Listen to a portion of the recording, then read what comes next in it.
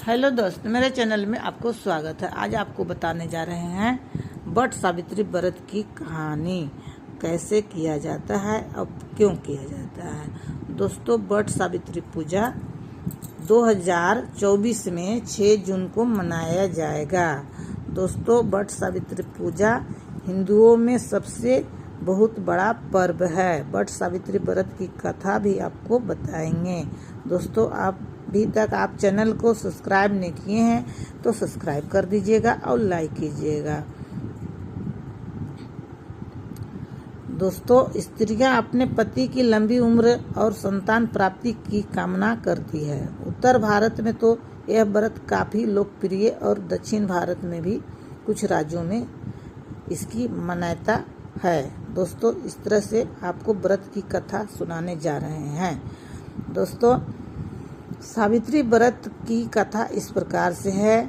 सावित्री के पति अल्पायु थे। इसी समय देव ऋषि नारद आए और सावित्री से कहने लगे कि तुम्हारा पति अल्पायु है, आप कोई दूसरा वर मांग लें।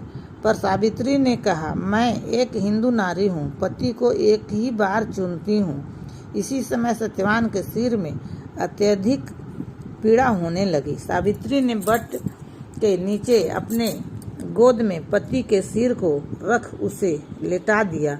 उसी समय सावित्री ने देखा अनेक जमदूतों के साथ जमराज आ पहुँचे हैं। सत्यवान के जीव को दक्षिण दिशा की ओर लेकर जा रहे हैं। यह देख सावित्री भी जमराज के पीछे पीछे चल देती है। उन्हें आता देख जमराज ने कहा कि हे पतिव्रता नारी, पृथ्वी तक ही पत्नी अपने पति का साथ देती है, अब तुम वापस लौट जाओ। उनकी इस बात पर सावित्री ने कहा, जहाँ मेरे पति रहेंगे मुझे उनके साथ रहना है, यही मेरा पत्नी धर्म है।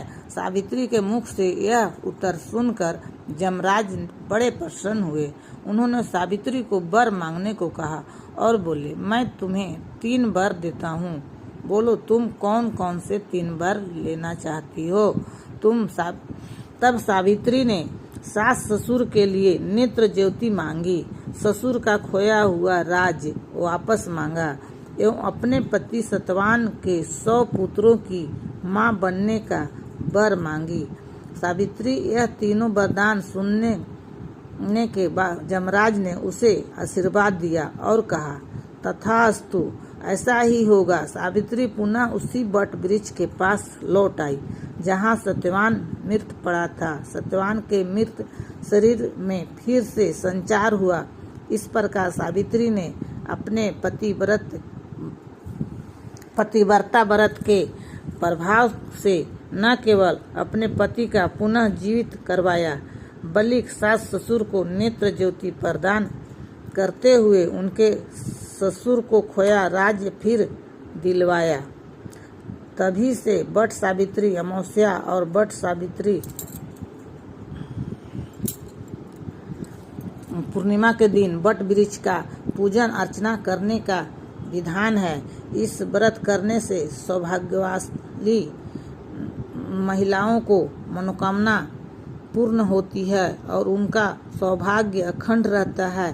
सावित्री के पतिव्रता धर्म के कथा स्त्रियां अपने पति की सभी दुख और कष्टों से दूर रखने में समर्थ होती है। जिस प्रकार पतिव्रता धर्म के बल से ही स्त्रियां ने अपने पति सतवान को जमराज के बंधन से छुड़ा लिया था, इतना ही नहीं, खोया हुआ राज तथा अंधे सास ससुर के नेत्र ज्योति भी वापस दिला दी। उसी प्रकार महिलाओं को अपना गुरु केवल पति को ही मानना चाहिए। गुरु दीक्षा के चक्र में इधर उधर नहीं भटकना चाहिए। दोस्तों, वट सावित्री पूजा का विधि इस प्रकार से है। अभी तक आपको कथा सुनाए, अब आपको विधि बताने जा रहे हैं। वट सावित्री व्रत में वट यानी बरगद के वृक्ष साथ साथ सत्यवान, सावित्री और जमराज की पूजा की जाती है। माना जाता है कि वट वृक्ष में ब्रह्मा, विष्णु और महेश तीनों देव वास करते हैं। अतः वट वृक्ष के समक्ष बैठकर पूजा करने से सभी मनोकामनाएं पूर्ण होती है। वट सावित्री व्रत के दिन सुहागिन स्त्रियों को प्रातः काल उठकर स्नान करना चाहिए। इसके बाद रेत से भरी एक बांस की टोकरी में और उसमें ब्रह्मदेव की मूर्ति के साथ सावित्री की मूर्ति स्थापित करना चाहिए। इसी प्रकार दूसरा टोकरी में सत्यवान और सावित्री की मूर्तियां स्थापित करना चाहिए। दोनों टोकरियों को वट के वृक्ष के नीचे रखें और ब्रह्मदेव और सावित्री की मूर्तियां को पूजा करें। तत्पश्चात सत्यवान और सावित्री की मूर्तियां की पूजा करें और वट वृक्ष को जल दें। वट वृक्ष की पूजा हेतु जल, फूल, रोली, मौली, कच्चा सूत, भीगा चना, गुड़ इत्यादि चढ़ाएं और जल अभिषेक करें। वट वृक्ष के तने के चारों ओर कच्चा धागा लपेटकर 3 बार परिक्रमा करें। इसके बाद स्त्रियों को वट सावित्री व्रत की कथा सुनना चाहिए। कथा सुनने के बाद भीगे हुए चने का बैना निकालें और उस पर कुछ रुपए रखकर अपनी सास को दें। जो स्त्रियां अपनी सासों से दूर रहती है वो बैना उन्हें भेज देना चाहिए, उनका आशीर्वाद लेना चाहिए। पूजा समापन के पश्चात ब्राह्मणों को वस्त्र तथा फल आदि दान करना चाहिए। दोस्तों, इस तरह से आपको बताएं कथा और विधि। अगर अच्छा लगा होगा तो लाइक कीजिएगा, शेयर कीजिएगा, सब्सक्राइब कीजिएगा। दोस्तों, कमेंट बॉक्स में जरूर लिखिएगा कि मेरा सुनाया हुआ कहानी आपको कैसा लगा।